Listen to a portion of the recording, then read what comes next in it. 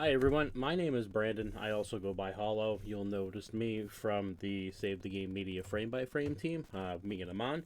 So this is my first review for Save the Game on any games. I've been a huge fan of JRPGs for as long as I can remember. Suikoden, Final Fantasy VII, Final Fantasy VIII was my first Final Fantasy that I actually got to experience from start to finish. But I'm gonna love doing some of these reviews. I already love this game that I got to play, which brings me to Monochrome Mobius. You see right here that Monochrome Mobius, Rights and Wrongs Forgotten. Most people, like I was, have no idea what this series is. But a little background to start us off. This game was released as the 20th anniversary to the Utaware Rumono series, which has been adding to the visual novel storytelling elements in a battle system, usually meant by a tactics RPG. Developed by Aquaplus, published by NIS, which a lot of people will know, the Disgaea series, and a bunch of other things by NIS that's just so well loved. And it's also built in the Unity engine, which was really interesting to me, because rather than using an in-house game engine, they used something that already existed that they put together something miraculous with. This is a prequel to the Mask of Deception story. I didn't look into that one yet, but I'm definitely going to be looking into it now since I finished this one. And instead of using a tactic system, Monochrome Mobius went on to a turn-based system, utilizing a new idea called the action reel. I'm going to bring up a video right now to show you guys what I mean by that exact idea. This is the action ring, and this is how it functions in the game itself.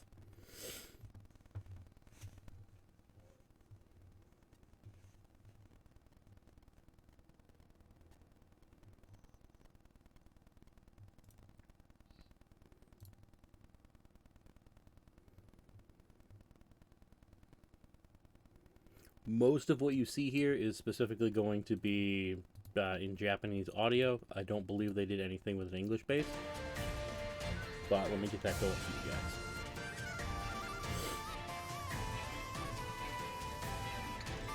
So this is what I mean by the action. Essentially, there are 3 rings you need to play on, each one creating faster turns for yourself. If you stagger an enemy, it allows you to move into the action ring automatically. These little gems that you get to pick up, as you saw from the text that was on board, they each give you a little bit of benefit. Some extra health, some attack, some of your zeal gauge. The zeal gauge is the orange bar that you see next to the character that just flashed. Now, we just talked about the turn-based system, that the action ring, I like to call it the ascendant wheel, because once you get to a certain point in that zeal menu, that's going to be that orange bar to the left, to the right of your character, it's going to allow you to instantly ascend without staggering an enemy. Not staggering the enemy, it's going to take a little bit longer. Stagger the enemy with some extra attacks, because they do have an invisible stagger gauge, which you never get to find out anything about that. But once you get in there, faster attacks, speed stats still matter in terms of progression. So the faster you are, the faster you get into the fight, which means the faster you can potentially stagger an enemy. Now that we have some of the basic things out of the way, I want to talk about one of my most favorite things in here. This is your leveling up system. As you level up, you're going to get bonus points. Those bonus points immediately go into whichever stat you want to put in. You want to build an attack every character? Do it. You want to do solid defense and magic? Go ahead. Magic in this game is going to be designated by the SPR that you see under here. HP, MP, you already know what that is. Attack, defense, you know what it is. Intelligence is going to be how you attack with magic. Spirit is going to be how you defend against magic, so it doesn't automatically go directly into the defensive stat. So there's a few little things to play with on here. I built my main character mostly as an attack guy. We'll see how I wanted to show you. I put it directly into attack right off the level 1. Taking him up that 1 point really did a difference for me in how his gameplay managed. But here's my absolute favorite thing in any RPG that's been out. You have a full open world system, but you're allowed to attack the enemies and reap the rewards right away without entering into combat. If you're high enough level, you kill them instantly. gain your EXP, gain your money, and gain any drops that were coming out for that. A few other things that I'll go on is there isn't really any team building in the game. You get 4 characters and a sub-character who is amazing help in tough battles and a great comic relief in the story. It's a little disappointing that there aren't that many extra characters to interact with rather than just add to your team. But with this being a prequel, I really understand the lack of extra characters. They didn't want to add in more than what the story was necessary for, so it comes off as a wash. I'm okay with not being too heavy on, like 9-10 characters in Final Fantasy VII. You have so many in 8, in 10 you get to change up your system, hell, all the way up to 13 when you get only 3 people, but you can still change up your tactics and whatever you want to do. You're hard focused on the 4 main characters that continue the story later on, so that's, again, really right on point with that. It is about a 40-hour story. So if you're playing the way I did, you can do it in about 40-42 hours without really grinding too much.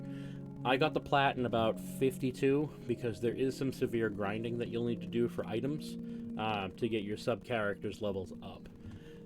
One thing I didn't take a video on is you do get to upgrade your weapon purchasing and building abilities. So there's a shopkeeper in the main city that you get to find, and he'll give you a quest to go find some items. Then he says, if you bring me more stuff, I'll be able to help you upgrade your items and smith. Each level you get in that section tells you a specific item that gives you more experience to leveling that than you would if you just put in regular random items. So it's really nice to pay attention to that and check out your character glossary or your enemy glossary to see what enemies are going to have what you want to use. Now we're going to get into what I didn't like. So I only have 2 main gripes about this game, and it centers around background characters. When you're in major cities, there's no diversity in design. What I mean by that is each background character essentially just looks like a reskin of another one with no discerning colored-based factors. All of their outfits are singular monotone, one color. They're almost all in T-poses if they're not moving around or based on an interaction. Maybe that's part of the Unity engine, I don't know. But merchants, quest givers, they kind of blend in. And the cutscenes for this game kind of make it look like they were built in Source Code. And I only say that because if you look at how the character movements are, they're a bit too jaggedy than if they were done like an in-house. But I get it. They're driving out into new territories. They jumped on a game for a 20th anniversary, and this was super fun. As you can tell, I'll stop talking for a moment so you can hear the character audio.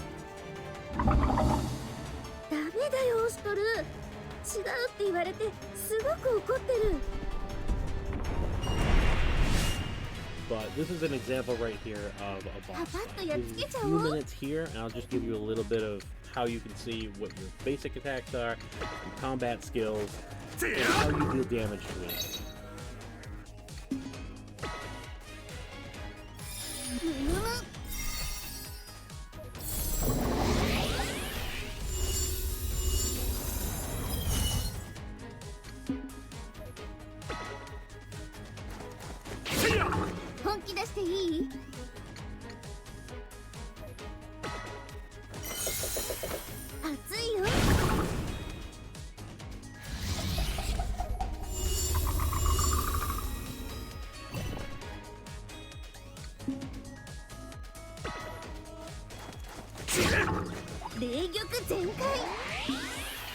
This is a stagger scene. You can see designated by the stars, obviously.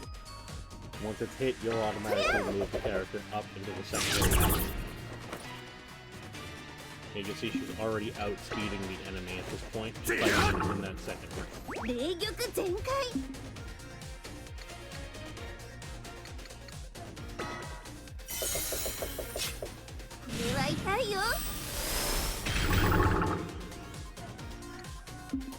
since there's no enemy health bar, you have to pay attention to how they look. This action is moved down, designates that it's less than half health, so that I know I'm close to winning, and that I don't really need to heal, so I can just go all out for attacks.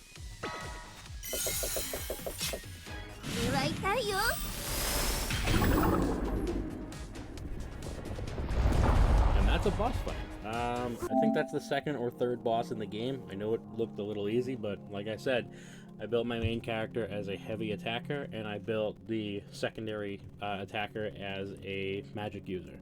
So that's why she was doing 35 a hit on that the shot, which is one of my favorites. It's just the designs that they did for each of these attacks. Just they put so much thought into it, rather than like if we said Pokemon where they just shake a little bit and then make an element. There's physical movements, rigging for each character, motion capture for each attack that they're doing, whether they're swinging the sword around, throwing a staff, or punching a giant rock, and you'll see that later. One of my favorite moves that you can get to do in the game. Didn't take any footage, but that's because it's a huge spoiler. But aside from everything on here, all in all, this is an amazing game. If you're a diehard fan of the series, buy it when it drops. Others, if you're interested in this and how it looks, wait for it to go on sale. Unless it's around like a $40 price tag, I'd still say that's my threshold for this. As a newcomer to the series. If I loved it, if it's a $60 price tag, boom, done. Got it, owned it, platinum it. But as a newcomer, 40 and below, you're going to have a really good time with this. I'd still say it's a definite play. Really highly recommended. This is the secondary character, the helper. His name is Halu, and this is essentially how his system works. Being a completely different character, pulling all of your characters out of the battlefield, just put him on with his own health pool and his own attack system.